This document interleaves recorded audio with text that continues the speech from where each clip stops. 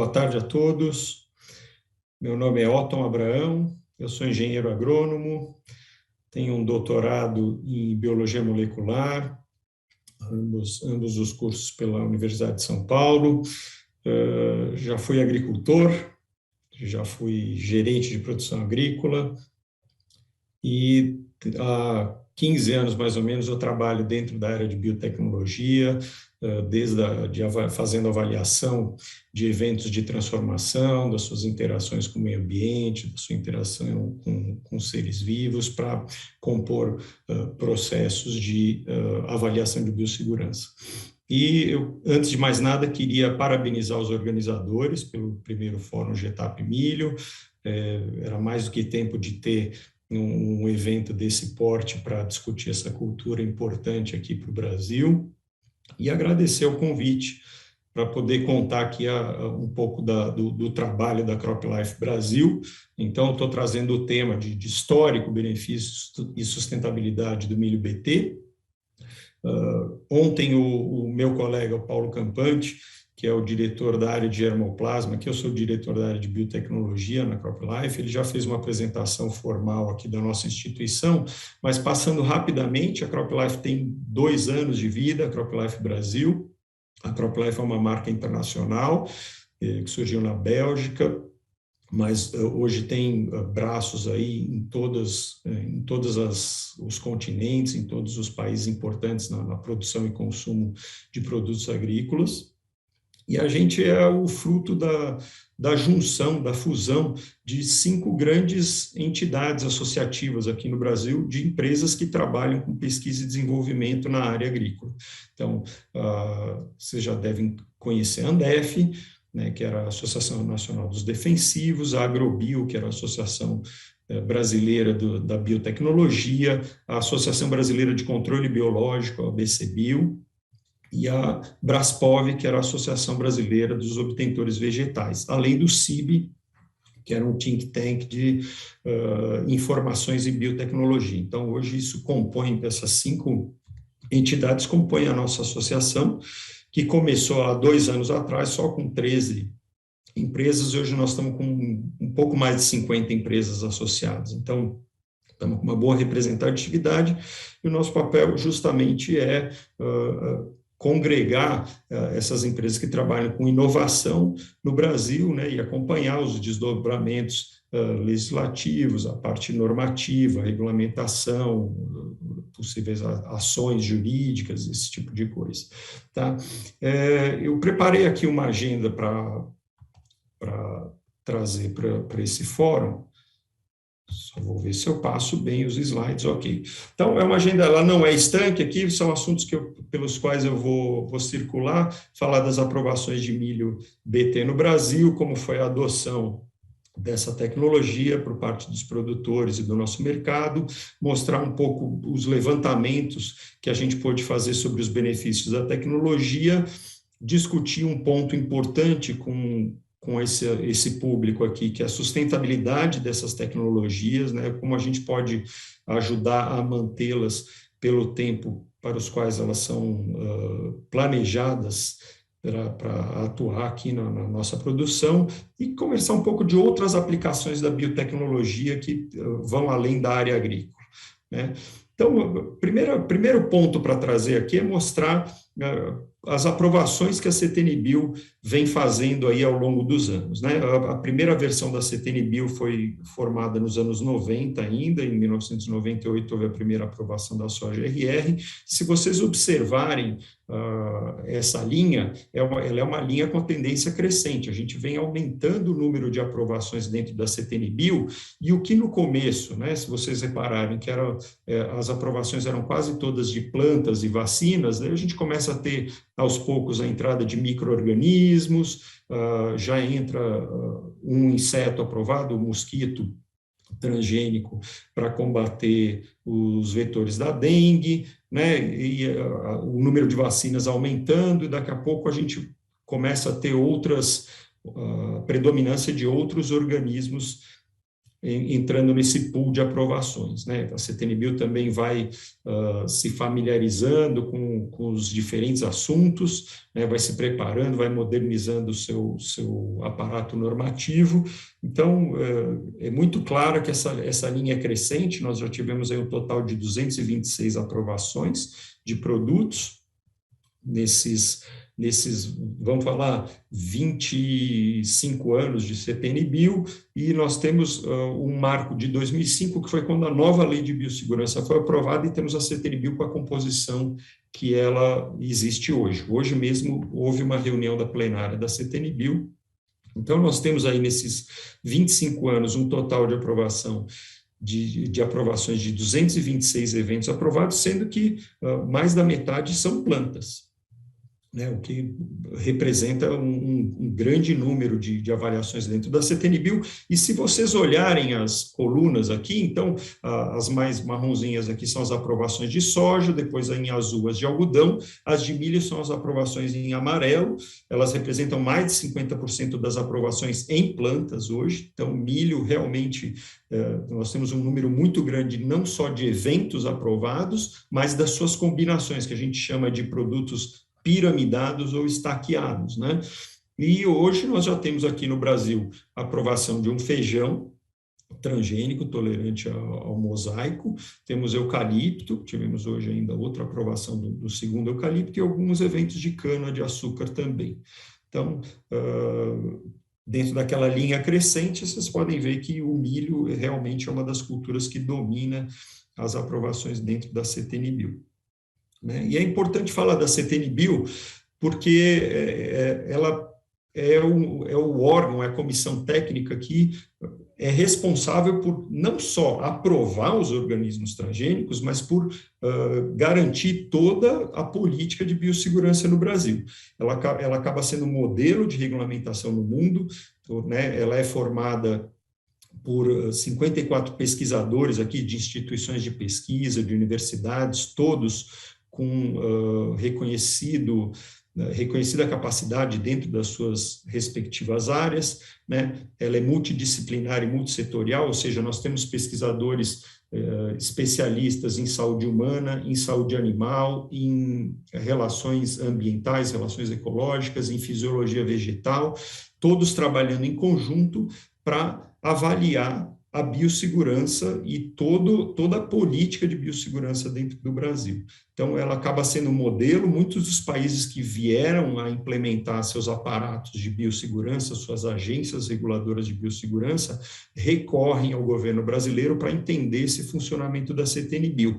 Né, que ele é uma comissão que se reúne mensalmente com esses pesquisadores, eles não são o tempo inteiro dedicados a CTN-Bio, eles não são contratados pela CTN-Bio, eles vão participar são convidados e participam de forma voluntária, né? E é um modelo que tem se mostrado bastante efetivo em relação a garantir a segurança do que é avaliado, a segurança da política de biossegurança, né? Porque isso envolve você ter estações de pesquisa e laboratórios capacitados, com gente treinada e capacitada, além de ter o rito de aprovação e avaliação dos produtos, né?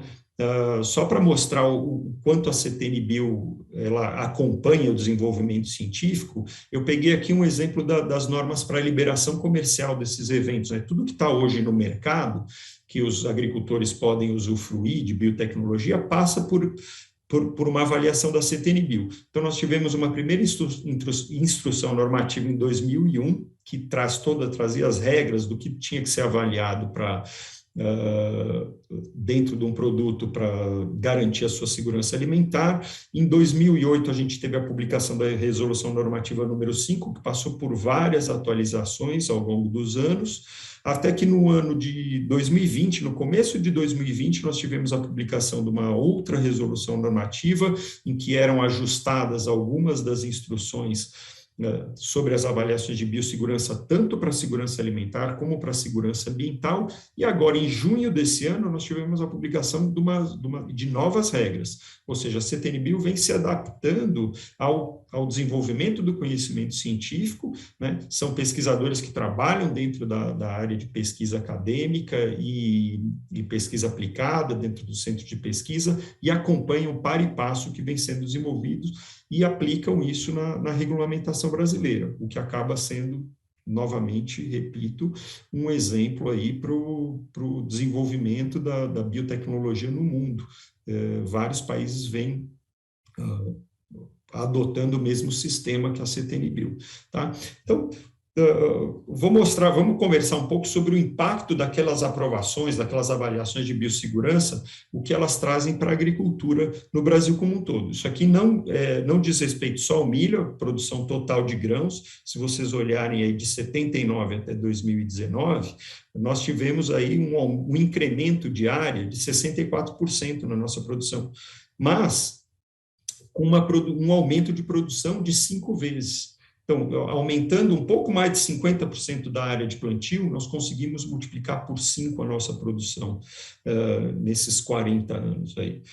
Isso, eu não posso dizer que é só fruto da biotecnologia, mas se vocês olharem a curva a partir do ano 2000, ela aumenta a sua inclinação, o que mostra uma aceleração dos ganhos, né, no volume produzido. E isso eu posso mostrar mais adiante que é, sim, fruto da aplicação da biotecnologia na nossa produção. Agora, mostrando só a evolução em milho, tá? Então, pegar aquela curva mais ou menos do mesmo período, de 40 anos aí, da evolução da produção, se a gente traçar uma reta aqui no ano 2000, que é lá por 2007, nós tivemos a primeira aprovação de milho, vocês podem ver que a curva aumenta bastante a sua inflexão, ela começa realmente a acelerar o ganho em produção, reflexo do aumento em ganho de produtividade. Então, nós tivemos só do ano 2000 até 2020 um aumento de 45% na área plantada de milho, com um incremento aí de quase 2 vezes e meia, de quase 3 vezes e meia a produção. Então, realmente foi um período em que o ganho de produtividade representou um ganho real de volume, né, que vai muito além do aumento de área plantada. Né? Então, você com menos de 50% do aumento de área, você tem aí quase 3 vezes e meia a produção aumentada. Né? Claro que isso não é só fruto da biotecnologia, mas a gente vai conseguir, né? A gente viu aqui a apresentação anterior do Dr. Celso, mostrando os ganhos em manejo, em controle, né? A agricultura digital aumentando aí a assertividade nas decisões do produtor, né? E como falou o Risse ontem, nós temos também ganhos de germoplasma, ganhos no manejo. Então, eu não posso atribuir tudo à biotecnologia, mas se a gente olhar as curvas aqui de produção de milho, de área plantada, por exemplo, vocês vão ver que o milho, essencialmente, ele era produzido na safra, o que a gente hoje chama de primeira safra, que antigamente a gente chamava de safra e safrinha. Só que, de 2010 para cá, o que era a safrinha passou a ser a safra preponderante. Nós temos as maiores áreas plantadas hoje no que a gente chamava de safrinha e que hoje a gente chama de segunda safra. E, mais do que isso, é o aparecimento já de um terceiro período de plantio, que é a terceira safra, que é o milho que é plantado aí nas áreas em que você não tem limitação climática e que ele é plantado no que a gente chamaria antes de entre safras. Né? Então, isso eu posso garantir que a biotecnologia teve um papel preponderante, por quê? Né? O que acontecia com o milho safrinha? Ele vinha, né, era plantado normalmente depois já do primeiro plantio de milho, que era uma área maior que se plantava, vinha com uma pressão muito grande de ataque de pragas, os campos também já passado aí o maior período de chuvas ou já iniciado o maior período de chuvas de maior temperatura, os campos com altas infestações de plantas invasoras, acabava sendo um milho que era plantado para se aproveitar a área, mas que já se contava com uma produção menor, com uma produtividade menor. E a biotecnologia, com os eventos de milho resistentes a insetos e tolerantes a herbicida, eles permitiram um manejo mais efetivo na alta pressão de pragas e na alta infestação de plantas daninhas que ocorrem aí no plantio a partir de fevereiro, e permitindo que o produtor fizesse o seu cultivo de soja no primeiro ciclo e aplicar o milho na sua área logo após o plantio da soja. Então, realmente, a gente pode entender, né, não é uma coincidência essa inversão de curvas entre a primeira safra e a segunda safra, mas como um efeito direto da aplicação da biotecnologia no cultivo do milho. Hoje mostrando, então, o Brasil tem aí em áreas de transgênicos total plantados são mais de 52 milhões de hectares, quase 53 milhões, esse número deve ser maior, porque esse último levantamento do ISA ainda é de 2019, nós devemos ter relatórios deles sendo apresentados aí para o final do ano, ao começo do ano que vem, mas mostrando aí uma preponderância de área de soja transgênica, né, que foi o primeiro cultivo que foi aprovado aqui no Brasil e passou a ser adotado desde o começo dos anos 2000. Em segundo vem o milho, né, que teve uma adoção muito rápida, diga-se de passagem, então nós tivemos a primeira aprovação ali em 2007, em 2008, com as primeiras cultivares já liberadas para plantio, os primeiros híbridos, o Brasil já passou, assim, no segundo ciclo, já ter quase 80% dos campos com eventos de milho transgênico. Em terceiro vem o algodão, com quase 1,5 milhão de hectares de algodão transgênico, e nós já temos aí o aparecimento da cana, resistência a insetos, principalmente, ocupando algumas áreas significativas de cultivo. Então, só para falar aqui, então, né, da preponderância do transgênico, então, da soja, nós temos 98% de toda a soja no Brasil, toda a soja que é plantada no Brasil ela é transgênica, seja a soja resistente a insetos e tolerante a herbicidas, seja só a soja tolerante a herbicida.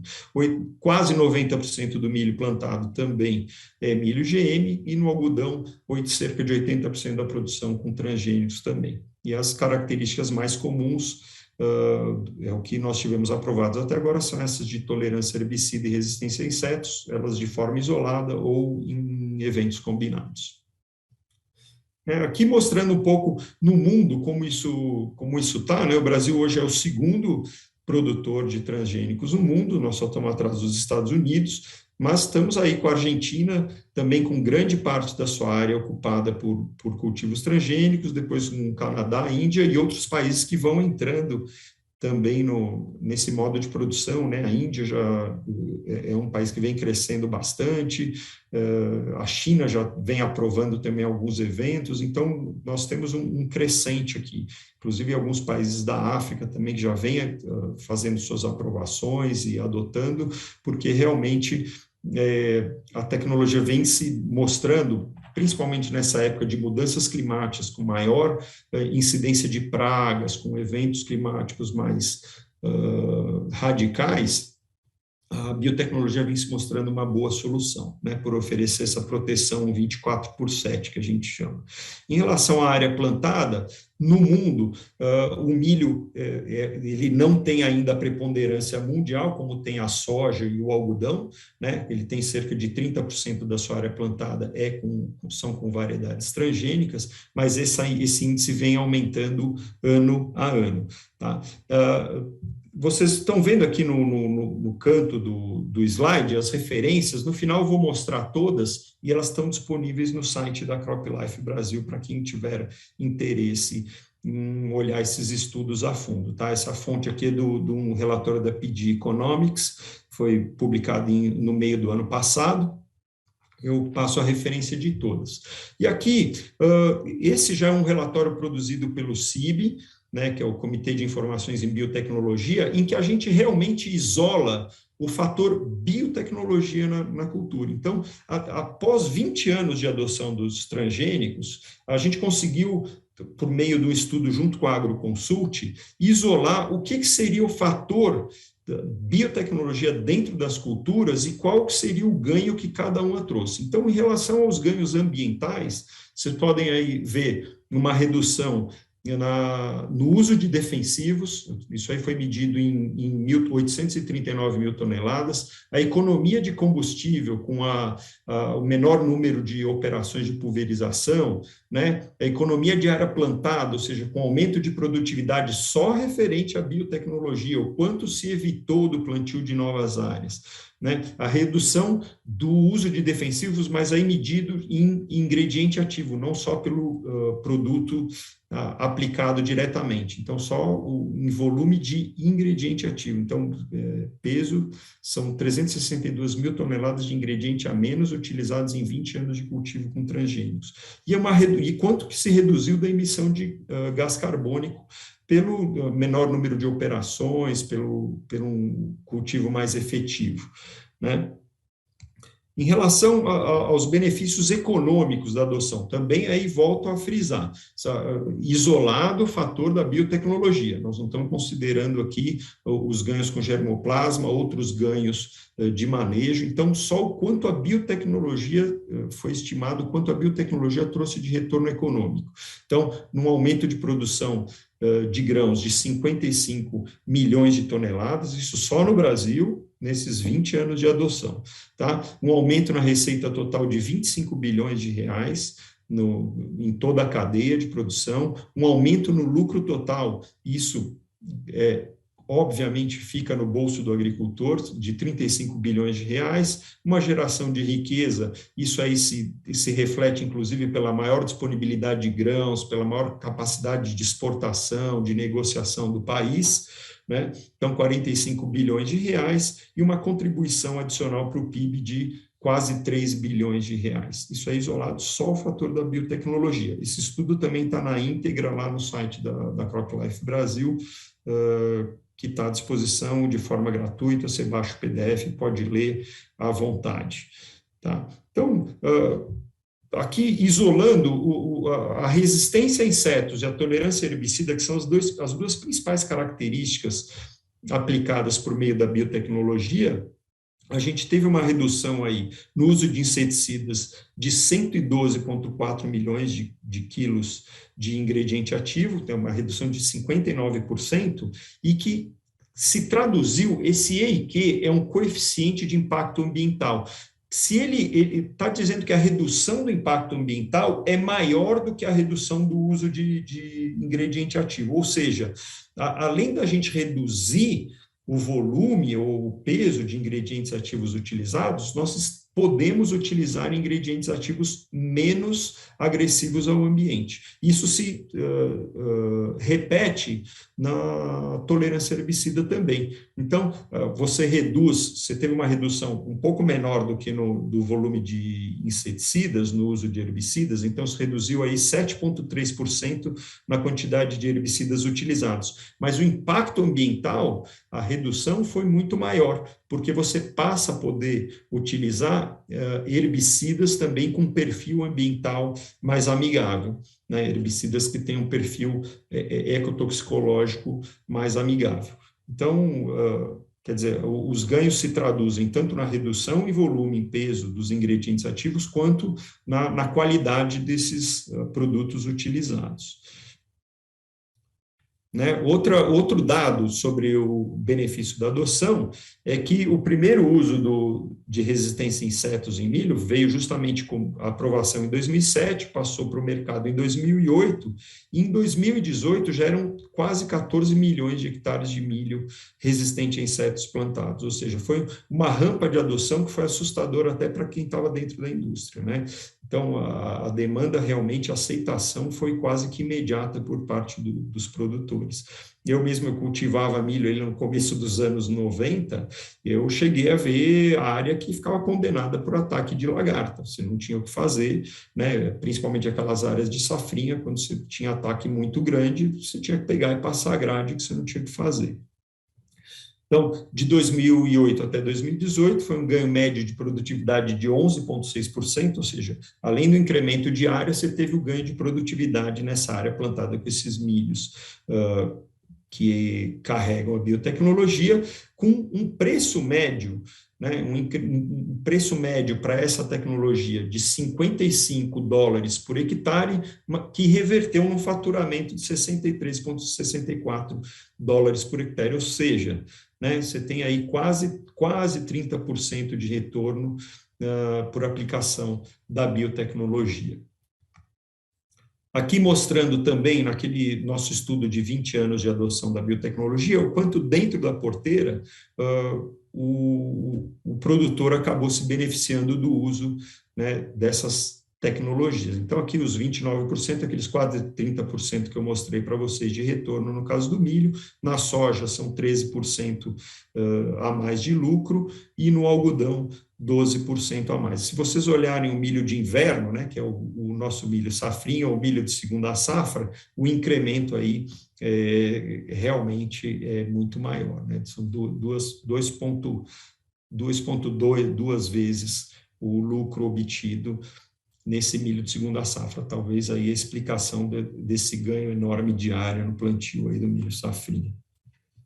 E esse é um dado do PD Economics, que é um estudo que foi realizado fora aqui do Brasil, que eles chegaram a esse número. Então, cada dólar investido em biotecnologia agrícola, num país em desenvolvimento, reverte em $4 de ganho, mais de $4, $4,40 de ganho para o produtor, e nos países desenvolvidos esse ganho é um pouquinho menor, a margem é um pouquinho menor de ganho, mas ainda reverte um ganho significativo, de aí 3 vezes. Cada dólar investido volta $3 para o produtor, e cada dólar investido num país como o nosso volta mais de $4 aí não só para o produtor, mas vamos pensar na cadeia como um todo, né?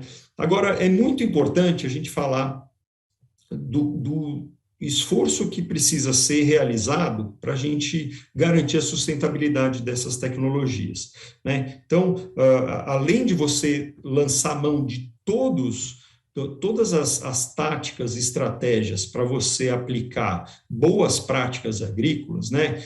Fazer dessecação antecipada, usar sementes certificadas, fazer um bom tratamento de sementes, realizar um bom controle de plantas daninhas e fazer um bom programa de manejo e monitoramento de pragas, você tem que aplicar a área de refúgio, né? Então, a tecnologia BT, ela não prescinde da aplicação da área de refúgio, porque ela garante a eficiência, a eficácia da resistência da planta contra o ataque de pragas, né? Então, a gente entender aí que dentro do manejo integrado de pragas, o manejo de resistência de insetos está dentro do que a gente conhece como MIP, né? Então, a gente tem aí, dentro do MIP, o monitoramento da incidência das pragas, nos tempos em que elas mais ocorrem, para a gente só realmente atuar quando elas atingirem o nível de dano econômico, né? Então, a gente pode entender o manejo de resistência de insetos como medidas preventivas,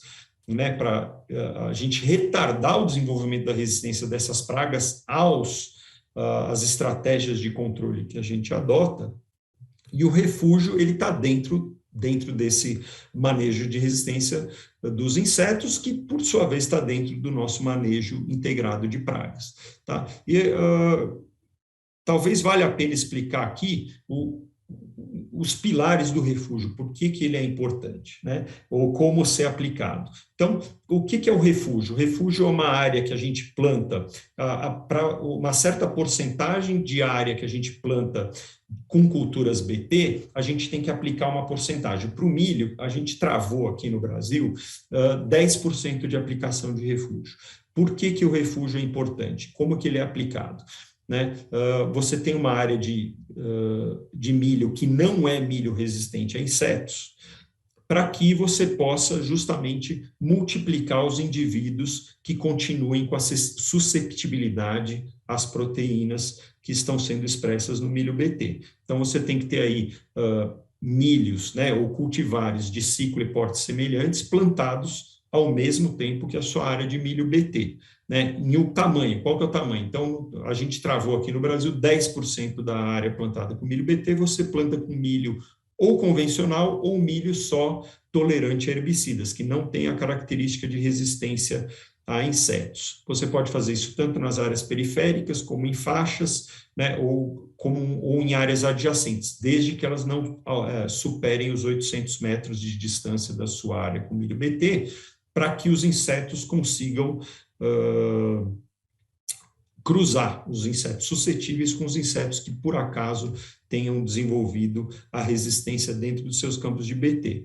E mesmo dentro do refúgio, do que a gente chama dessa área de milho convencional ou de milho só tolerante a herbicidas, você tem que fazer o monitoramento das pragas, seguindo o MIP, e fazer um controle químico-biológico quando você tiver aí, essa é uma recomendação geral aqui, mas até 20% das plantas nível 3 da escala Davis, né, atacadas por lagartas, e fazer no máximo 2 pulverizações até o estágio V6. É uma coisa bastante técnica, né, mas necessária para a manutenção da cultura. Por quê? Eu vou explicar aqui, talvez para alguns de vocês já saibam, mas como nós estamos no primeiro fórum, eu tomei a liberdade de explicar o princípio disso.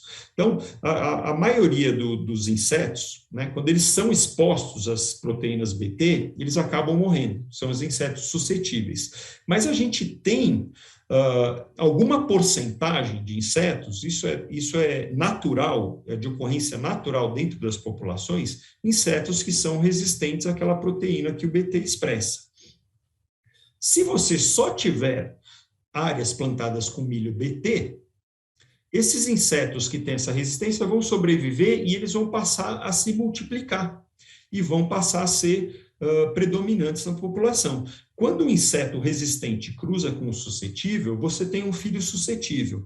Mas quando você tem insetos resistentes e áreas totalmente dominadas ou plantadas com milho BT, você passa a multiplicar somente os insetos resistentes. Por isso a importância do refúgio. O refúgio, a gente chama de refúgio porque ele é justamente a nossa área que é a nossa reserva, o nosso refúgio dos indivíduos que são suscetíveis ao controle das tecnologias BT. Então, quando você tem a resistência sendo desenvolvida dentro da área de milho BT, que é esse insetinho vermelho aqui dentro da área de milho BT, e ele cruza com nossos insetos que são multiplicados nas nossas áreas de refúgio, eles sempre vão manter a população como um todo como uma população suscetível. Se a gente não tiver área de refúgio, o inseto que é resistente vai encontrar uma fêmea, um macho que também é resistente, e você começa a ter o grande avanço da resistência à tecnologia BT dentro das áreas. E é isso que faz quebrar a eficácia da tecnologia BT. Por isso a importância do refúgio. Tá? Então, eu volto aqui a frisar que essa é uma participação do produtor dentro do sistema produtivo, né? O refúgio, ele é importante a participação do produtor. E aqui, já me encaminhando para o final, lembrando que a biotecnologia da agricultura não está só nos transgênicos, nos OGMs, ela hoje faz parte do melhoramento, então você consegue, por meio da biotecnologia, selecionar aí parentais que já tenham resistências a certas pragas, doenças, ou mesmo conformações de espiga, de grão, de planta, adaptadas aí a diferentes ambientes, a diferentes regiões edafoclimáticas. Você tem aí uso de mutações, né? Você tem aí uso de energia nuclear para promover mutações, ou mesmo de meios químicos. A gente consegue hoje ter aí frutas sem sementes, ou flores de outras cores. Isso é muito utilizado, a gente tem vários produtos que a gente consome que são obtidos por meio de mutação. Você faz cultura de tecidos aí para clonagem, então você tem várias espécies que hoje são produzidas por meio de clonagem, você identifica um clone com a característica que lhe interessa, e todos os filhos obtidos por cultura de tecidos são exatamente iguais àquele clone e acabam reproduzindo as características de interesse. Isso é muito utilizado em banana, em floricultura, em eucalipto, né? A transgenia é uma das biotecnologias, que é o que eu apresentei aqui até agora, que, né, a resistência a inseto, a tolerância a herbicida, já utilizados em várias culturas. Hoje nós tivemos um trigo aprovado no Brasil pela primeira vez, um trigo que já tinha sido aprovado na Argentina, estava aguardando aqui a aprovação no Brasil, e os próximos passos aí de desenvolvimento que já estão se tornando realidade é a edição gênica. Então, nós temos aí várias ferramentas sendo utilizadas de biotecnologia, né, e que vem trazendo benefícios para a agricultura.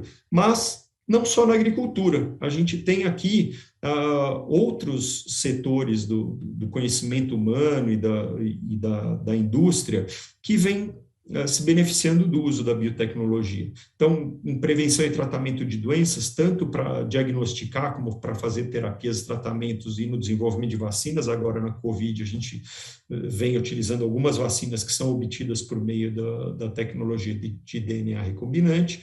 Nós temos uma maior oferta de alimentos e bioprodutos, isso é claro pelo aumento de produtividade, pela garantia de produzir ainda que em condições aí de alta incidência de pragas, de mudanças climáticas, já temos aí algumas cultivares tolerantes à seca, resistentes a frio, né? E por facilidades do manejo na agricultura que acabam trazendo aí, né? Você viu a apresentação do Celso mesmo falando, melhor pulverizar de manhã ou no fim da tarde, você não consegue entrar no campo quando está chovendo muito ou quando está um período muito seco. Com a transgenia, no caso da resistência a insetos, você tem a proteção 24 horas por dia, 7 dias por semana, né? Evita as restrições que se tem na pulverização. Além de ser, como eu mostrei, uma produção mais amigável para o meio ambiente.